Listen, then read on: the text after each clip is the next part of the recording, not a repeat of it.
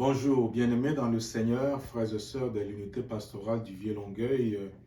Nous sommes dans le temps de Carême et depuis le premier dimanche de Carême, dimanche dernier, on nous a proposé un témoin, Sainte Catherine Tekakwitha, qui nous a permis de cheminer dans la voie tracée par le Seigneur. Et en ce deuxième dimanche du temps de Carême, il nous a proposé aussi un autre modèle en la personne de la bienheureuse Marie-Léonie Paradis. Marie-Léonie Paradis qui a su à travers l'œuvre de l'éducation des filles illettrées et pauvres, assurer la dignité de la personne humaine. Le thème qui nous est proposé pour ce deuxième dimanche de Carême, c'est « Ouvrons nos yeux et nos oreilles ».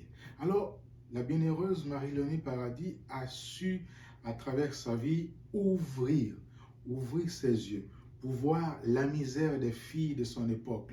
Ces filles-là, il est très pauvre, mais elle a su aussi ouvrir ses oreilles pour entendre les cris du pauvre, ces gens qui venaient frapper à sa porte pour demander de l'aide. Elle avait toujours les mains ouvertes et les cœurs ouverts pour accueillir toutes ces personnes-là pauvres et marginalisées qui avaient besoin d'elle.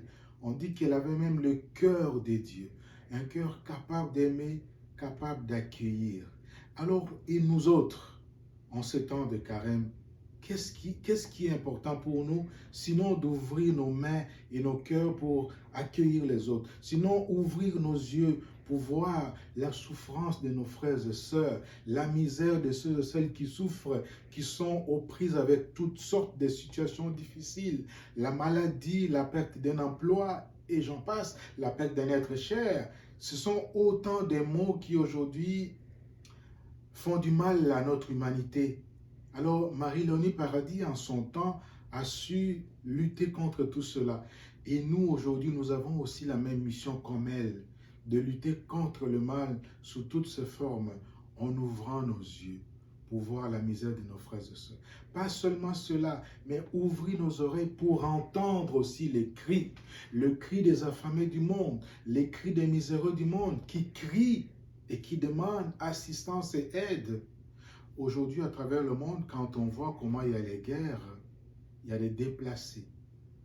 Partout où il y a les guerres, il y a toujours des déplacés. Et ces déplacés-là ont besoin de notre générosité, à la manière de Léonie Paradis. On dit qu'elle était très généreuse jusqu'au point où elle pouvait même s'appauvrir pour donner aux autres. Même si l'œuvre qu'elle avait commencée n'avait pas beaucoup de sous, mais elle est restée généreuse.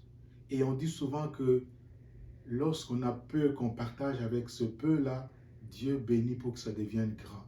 Alors aujourd'hui, frères et sœurs, durant cette semaine, la deuxième semaine du temps de Carême, je nous invite à redécouvrir la présence de Marie-Léonie Paradis dans notre vie, à faire d'elle un témoin privilégié durant cette deuxième dimanche, durant cette deuxième semaine de Carême, à faire de Marie-Léonie Paradis un exemple, un modèle de générosité, un modèle de partage, un modèle de solidarité qui a su à travers ses mains soutenir tant soit peu ceux qui étaient dans le besoin.